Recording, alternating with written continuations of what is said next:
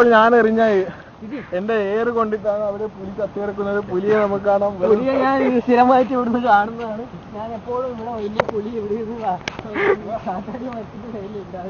ഈ കാണുന്ന കുഴിയാണ് പുലിയുടെ കാലടയാളം.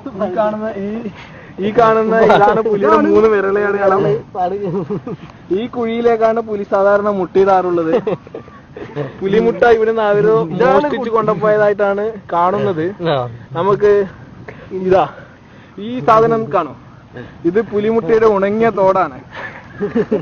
ഈ ഉണങ്ങിയ തോടിൽ നിന്ന് 8 പുലികളെങ്കിലും മിനിമം വിരിഞ്ഞ് പുറത്തു വന്നിരിക്കുമെന്നാണ് വനംവകുപ്പ് കരുതുന്നത്. അതുകൊണ്ട് 8 പുലികൾക്കായുള്ള തിരച്ചിൽ ഊർജിതമായിരിക്കും. വരും നമുക്ക് പുലികളെ തേടി സഞ്ചരിക്കാം.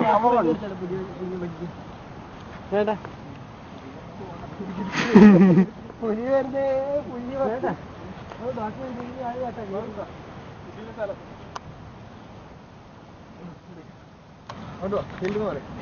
ഇനി നമ്മൾ കടന്നു പോകുന്നത് നമ്മുടെ സ്ഥലവാസിയായ വേലായുധൻ കുഞ്ഞാട്ടൻ പുലിയെ കണ്ടു എന്ന് പറയുന്ന സ്ഥലമാണ്. വേലായുധൻ കുഞ്ഞാട്ടൻ ഞങ്ങളുടെ കൂടെ ഉണ്ട്. വേലായുധേട്ടാ വരും.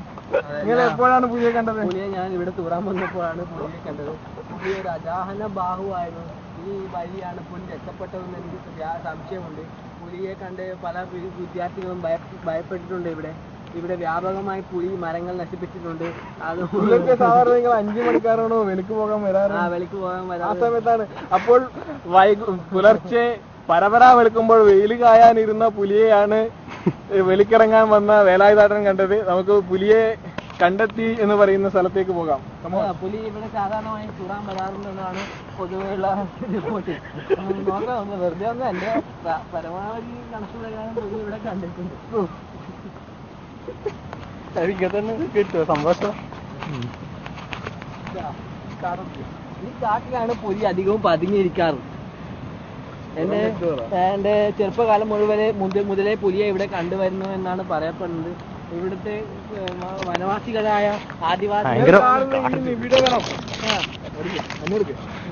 നിങ്ങൾ കാണുന്ന ഈ നിമിടവനം ഇവിടെയാണ് സാധാരണയായി ലഷ്കർ-ഇ തോയ്ബ ക്യാമ്പ് നടത്താറുള്ളത്. ഇവിടെ വെച്ച് തന്നെയാണ് പുലിയെ കണ്ടെത്തിയത്. അതുകൊണ്ട് പുലിയും ലഷ്കർ-ഇ തോയ്ബയും തമ്മിൽ എന്തെങ്കിലും ബന്ധമുണ്ടോ എന്ന് നമുക്ക് പരിശോധിക്കേണ്ട വകുപ്പാണ്. കേന്ദ്ര ഇന്റലിജൻസ് ഇതിൽ വളരെ പരാജയമാണെന്ന് നമുക്ക് പുതിയ ഇസ്ലാമിക തീവ്രവാദികൾ ഇവിടെ പരിശീലനത്തിന് അയച്ചതാണോ? നമ്മുടെ ഇവിടെയുള്ള വേലായുധേട്ടൻ പുലിയെ കണ്ട സ്ഥലത്തെ പറ്റി കൃത്യമായൊരു ചിത്രം നൽകുന്നതായിരിക്കും. വേലായുധേട്ടാ, നിങ്ങൾ എവിടെ വെച്ചാണ് പുലിയെ കണ്ടത്? പുലി സ്ഥിരമായി ഇവിടെ വരാറുണ്ടെന്നാണ് പ്രാഥമിക നിഗമനം. എന്തെന്ന് വെച്ചാൽ നികേഷ് ഇവിടെ വെച്ച് സാധാരണ പുലി ഒരു വിദ്യാർത്ഥിയുടെ കുണ്ടി അടിച്ചു പറിച്ചിരുന്നു.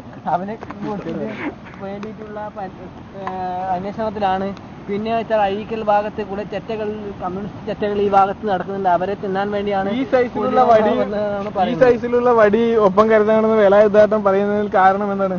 കാരണം പുലിയുടെ അണ്ണാക്കിൽ തിരികെ കയറ്റാനുള്ള വടിയാണ്. ഇപ്പോൾ വേലായുധേട്ടൻ പറയുന്നത് പുലി നമ്മളെ കടിക്കാൻ വായ് പൊളക്കുമ്പോൾ എന്ന് പൊളക്കുമ്പോൾ ഈ വടി ഇങ്ങനെ പുലിയുടെ വായിൽ വെച്ചു കൊടുക്കുക. അപ്പോൾ ആ വായി അടക്കാൻ കഴിയാതെ പുലി വിഷമിച്ചു നിൽക്കുമ്പോൾ നമുക്ക് പുലിയുടെ മുന്നിൽ നിന്ന് ഓടി രക്ഷപ്പെടാമെന്നാണ് വേലായുധേട്ടൻ പറയുന്നത്. അയൽവാസിയായ ജാഫറിനോട് കൂടുതൽ സംസാരിക്കാം. ജാഫർ നമ്മുടെ കൂടെയുണ്ട്. ജാഫർ, നീ പുലിയെ എപ്പോഴാണ് കണ്ടത്? അറിയില്ല.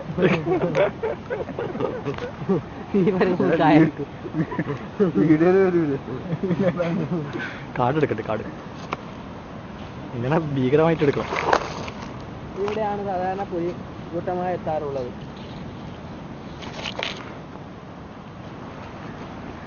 നിർത്തട്ടെ, നമുക്ക് തെറിച്ചൂടെ? അപ്പോൾ അതിഭീകരമായ പുലിയെ കണ്ടെത്തി എന്ന് പറയുന്ന സ്ഥലത്തുള്ള നമ്മുടെ ഇന്നത്തെ എപ്പിസോഡ് ഇവിടെ പൂർത്തിയാക്കുന്നു. പുലിയെ കണ്ടെത്തി എന്ന് പറയുന്ന അടുത്ത സ്ഥലമായ മായ്ച്ചാങ്കുന്നിൽ അടുത്ത എപ്പിസോഡ് കാണുന്നത് വരെ ബൈ ബൈ. കടലിലേക്ക് പുലി പോകാറുള്ള വഴിയാണ്. അതൊന്ന് നിങ്ങൾ വീക്ഷിച്ചാൽ വ്യക്തമായി നിങ്ങൾക്ക് മനസ്സിലാവും പുലിയെ വ്യക്തമായ ചിത്രം. വേലായുധം നടക്ക്.